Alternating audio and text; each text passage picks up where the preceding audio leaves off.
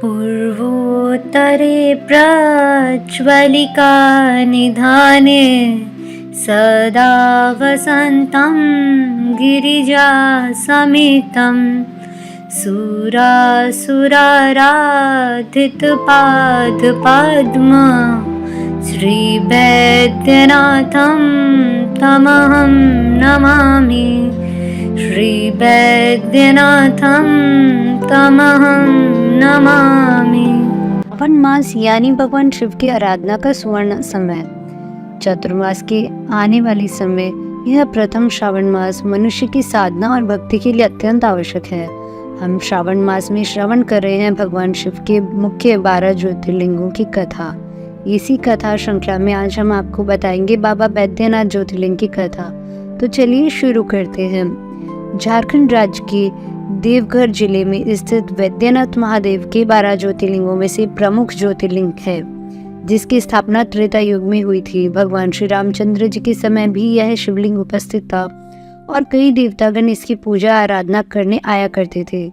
अत्यंत प्राचीन इस शिवलिंग की उत्पत्ति कैसे हुई, इस विषय में हमारे पुराणों में एक सुंदर कथा आती है, जिसका संबंध लंकापति रावण के साथ है। तो चलिए सबसे पहले इस ज्योतिर्लिंग का प्रादुर्भाव की कथा सुनते हैं। अपनी शक्तियों के मद में चूर लंकापति रावण अत्यंत अभिमानी और दुष्ट बुद्धि का था। उसके पास सौंदर्य और शक्ति तो थी, लेकिन विनम्रता और सद्गुण नहीं थे। उसे अपने कुल पर इतना घमंड था कि उसे लगता था कि वह किसी भी देवी देवता को प्रसन्न करके उनसे मनचाहा वरदान प्राप्त कर सकता है। उसकी माता भगवान शिव के अनन्य भक्त थी और प्रतिदिन उनकी सेवा अर्चना किया करती थी।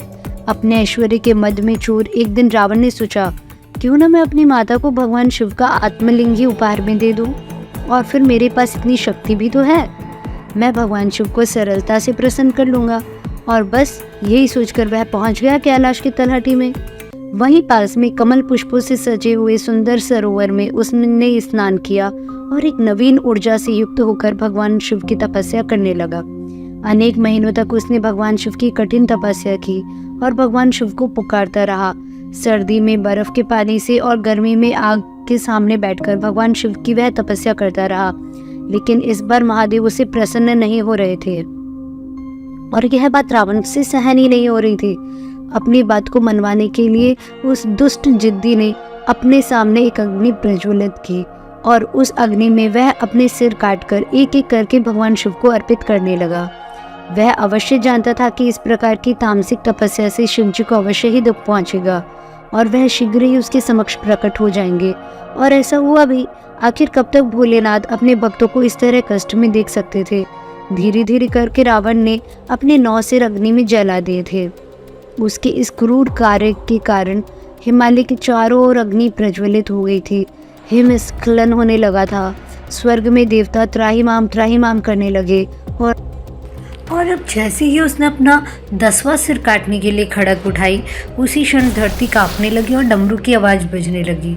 चारों ओर जलती हुई अग्नि शांत हो गई। अचानक मंद सुमंद वायु बहने लगी। हिमस्खलन होना रुक गया और प्रकृति अत्यंत मनोरम रूप में आ गई। और यह देखकर रावण समझ गया कि आखिर उसकी तपस्या सफल हो गई है और महादेव का आगमन हो चुका है। जैसे ही उसने अपनी आंखें खोली, उसने भगवान शिव को अपने समक्ष खड़ा पाया। उसे देखकर शिवजी ने कहा, रावण, मैं तुम्हारी तपस्या से प्रसन्न हूँ, मांगो तुम्हें क्या वरदान चाहिए। इसके उत्तर में रावण ने कहा, हे प्रभु, मुझे अपनी माता के लिए आपका आत्मलिंग चाहिए। मैंने इसी वरदान को पाने के लिए इतनी कठिन तपस्या की थी। कृपया मुझे अपना आत्मलिंग प्रदान करें। रावण की बात शिवजी को अच्छी तो नहीं लगी, लेकिन करे तो क्या। शिवजी ने उसे वरदान मांगने का वचन दे दिया था और भगवान शिव वैसे ही आशुतोष हैं, तो उन्होंने उसका वरदान पूरा किया, लेकिन अनिच्छा से। शिवजी ने रावण को अपना आत्मलिंग प्रदान किया, लेकिन साथ ही उन्होंने रावण को चेतावनी देते हुए कहा, हे रावण, यह मेरा आत्मलिंग है, कोई साधारण वस्तु नहीं है। इसलिए याद रखना, जब तक तुम लंका ना पहुंच जाओ तब तक तुम इसको हाथ में ही उठा कर रखना। अगर बीच स्थान पर तुमने इसे रख दिया तो यह आत्मलिंग उसी स्थान पर स्थापित हो जाएगा।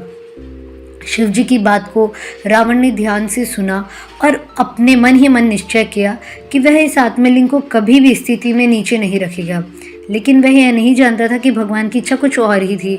जब देवताओं को इस बात का पता चला कि रावण को भगवान शिव का आत्मलिंग प्रदान हुआ है और वह उसे लेकर लंका जा रहा है, तो वह अत्यंत चिंतित हो गए।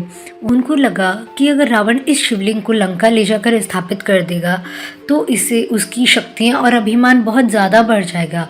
इसीलिए यह आत्मलिंग किसी भी हालत में लंका तक नहीं पहुँचना चाहिए। तो अब क्या किया जाए? कुछ समय तक सोच विचार करने के बाद सभी देवतागण पहुंच गए श्री गणेश जी के पास, क्योंकि वह जानते थे कि बुद्धि का प्रयोग करके समस्याओं का हल निकालना श्री गणेश जी को अच्छे से आता था। आखिर देवताओं की सहायता करने के लिए गणेश जी ने एक अच्छी सी योजना बनाई और वह चरवाहे का भेष बदलकर उस स्थान पर आ गए जहाँ पर रावण था। अब देखिए, रावण प्रतिदिन संध्या वंदन प्रार्थनाएं करता था। आज तक कभी तो ऐसा नहीं हुआ जब उसने संध्या वंदन न किया हो। और आज जब उसके हाथ में शिवलिंग था तो वह यही सोच रहा था कि अब यह हाथ में शिवलिंग है, अब संध्या वंदन कैसे हो पाएगा। जब वह इस प्रकार सोच ही रहा था कि बालक के रूप में, चरवाहे के रूप में गणेश जी आए और रावण को पता था कि अब उसे क्या करना है। वह पहुंच गया उस बालक के पास और उसने बड़े ही अधिकार से कहा, हे बालक, मैं लंकापति रावण नरेश हूँ और जो तुम मेरे हाथ में आत्मलिंग देख रहे हो यह स्वयं महादेव का आत्मलिंग है। मैं इस समय संध्या वंदन करने जा रहा हूँ और जब तक मैं वापस ना आऊँ तब तक तुम इस आत्मलिंग को अपने हाथ में पकड़ कर रखना और जब मैं वापस आऊँ तो तुम मुझे वापस दे देना। गलती से भी इसे नीचे मत रखना। रावण की बात सुनकर तुरंत ही उस बालक ने कहा, नहीं नहीं, मैं इसे ज़्यादा देर तक नहीं उठा सकता। अगर तुमने आने में थोड़ी भी देर लगा दी तो मैं इसे नीचे रखकर चला जाऊंगा। हाँ, मेरे पास इतना समय नहीं है।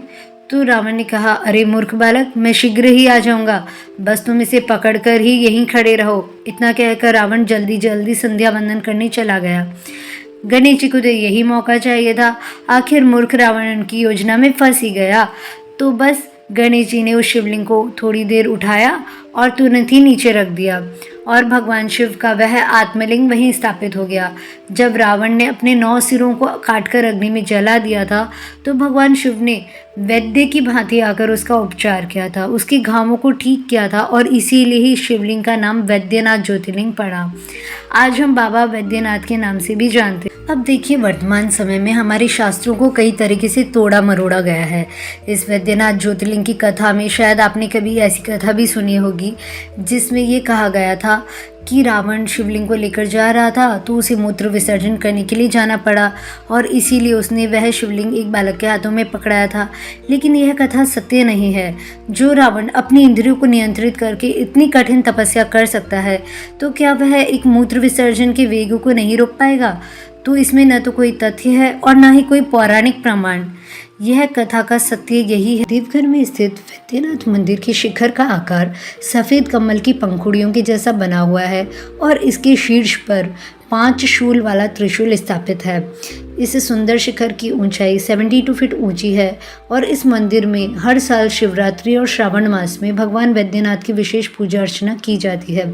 श्रावण मास के मेले में यहाँ लाखों भक्त एकत्र होते हैं और गंगा नदी के जल से शिवलिंग का अभिषेक किए जाते हैं। वैद्यनाथ का यह मंदिर 51 शक्तिपीठों में से एक माना जाता है, जहां देवी सती का हृदय गिरा था। इस मंदिर के प्रांगण में वैद्यनाथ मंदिर के अलग अलग देवी देवताओं के 22 और छोटे बड़े मंदिर भी हैं। इस ज्योतिर्लिंग को कामना लिंग के नाम से भी जाना जाता है, क्योंकि वह अपने दर्शन करने वाले सभी भक्तों की कामना पूर्ण करते हैं। यह थी वैद्यनाथ ज्योतिर्लिंग की पौराणिक कथा। अब आप ये बताइए कि ये कथा आपको कैसी लगी और उसके लिए हमें कमेंट बॉक्स में बताना ना भूलें। हरे कृष्ण।